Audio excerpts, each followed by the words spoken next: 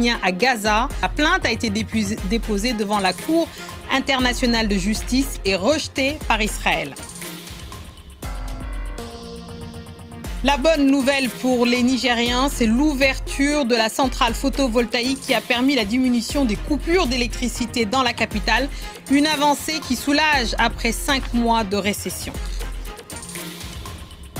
On vous parlera de cette athlète ougandaise paralympique de 16 ans qui vise les JO de Paris 2024 et qui est un vrai modèle pour son pays et bien au-delà. Portrait à suivre. On ouvre ce journal par l'Afrique du Sud qui accuse Israël d'actes de génocide contre le peuple palestinien à Gaza. Une accusation déposée devant la Cour internationale de justice, principal organe judiciaire des Nations Unies. Israël a rejeté, je cite, avec dégoût ces accusations. On retrouve en direct de La Haye notre correspondante Stéphanie Maupas. Stéphanie, que sait-on de cette plainte déposée par l'Afrique du Sud ? Alors on sait que l'Afrique du Sud reproche à Israël de vouloir détruire la population palestinienne de Gaza. Vous savez, cette plainte, c'est un document de 84 pages dans lequel Pretoria reproche à Israël de commettre des actes génocidaires, des meurtres, des atteintes à l'intégrité physique et d'autres actes qui, s'ils sont commis dans l'intention de détruire un groupe donné, et ici ce sont les Palestiniens de Gaza, peut constituer un génocide. C'est la définition juridique du génocide sur laquelle, bien évidemment, Pretoria s'appuie pour défendre sa plainte devant la Cour. Alors, l'Afrique du Sud, on peut le noter aussi, a condamné dans cette plainte l'attaque du 7 octobre commise par le Hamas dans le sud d'Israël, qui avait fait quelques 1200 morts. Mais dans le même temps, l'Afrique du Sud explique que ça ne justifie aucun acte de ce degré-là, aucun acte de génocide. Alors cette procédure-là, qui est enclenchée aujourd'hui, elle devrait prendre plusieurs années.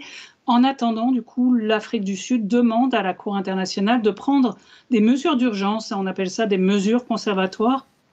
Par exemple, il y a une longue liste qui est donnée dans cette requête de l'Afrique du Sud, mais par exemple, de demander à Israël, d'ordonner à Israël de ne pas faire de transfert forcé de population à l'intérieur de la bande de Gaza ou de laisser passer l'aide humanitaire aux Palestiniens. Cette procédure d'urgence, c'est une procédure préalable, elle devrait avoir lieu dans les prochaines semaines.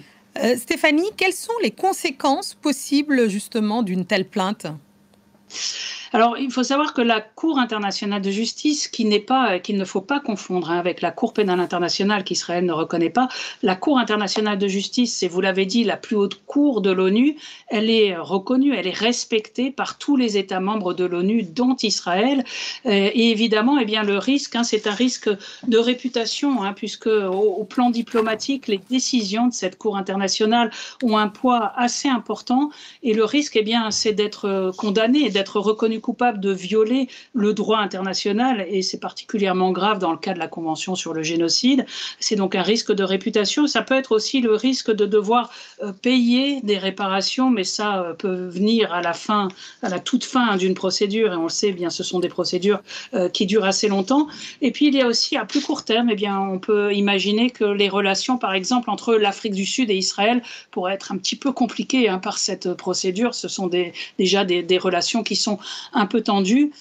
Ça pourrait aussi embarrasser un peu plus les alliés d'Israël. Au cours des dernières semaines, le président américain Joe Biden a mis en garde Israël, par exemple, contre sa stratégie militaire dans la bande de Gaza.